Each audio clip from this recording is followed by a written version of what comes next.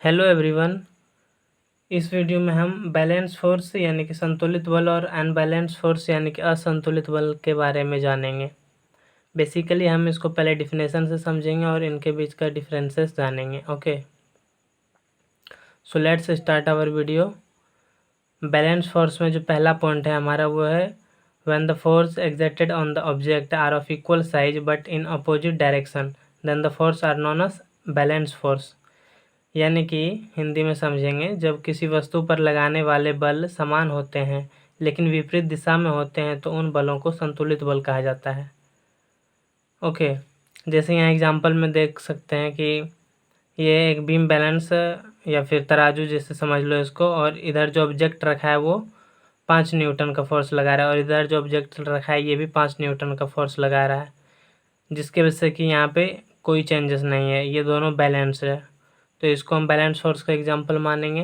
Okay, इसमें क्या है कि does not cause any change in motion, गति वस्तु की गति में बदलाव नहीं होता है। मैग्नीट्यूड इज ऑलवेज इक्वल, परिमाण हमेशा बराबर होगा। ओके,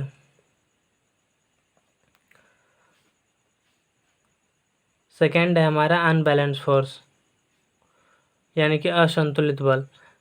इसमें हमारा इसका जो डिफिनेशन है when the force applied on the object are unequal in size then the force are known as unbalance force. Hindi में इसको समझेंगे जैसे कि जब किसी वस्तु पर लगाए गए बल में असमानता होता है तो उन बलों को असंतुलित बल कहा जाता है। जैसे कि यहाँ नीचे एग्जांपल में आप देख सकते हो, इधर बीम बैलेंस के इधर जो, या फिर इसे आप एक तराजू की तरह समझ लो, और इधर जो रखा है ऑब्जेक्ट वो 10 न्यूटन का फोर्स लगा रहा है और इधर जो ऑब्जेक्ट रखा है वो 5 न्यूटन का फोर्स लगा रहा है।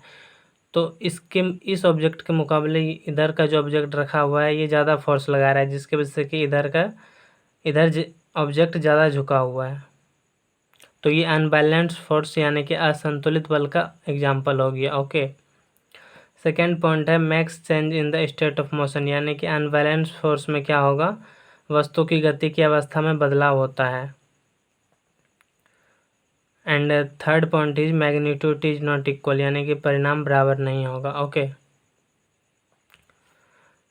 That's all about balance force and unbalance force. Okay.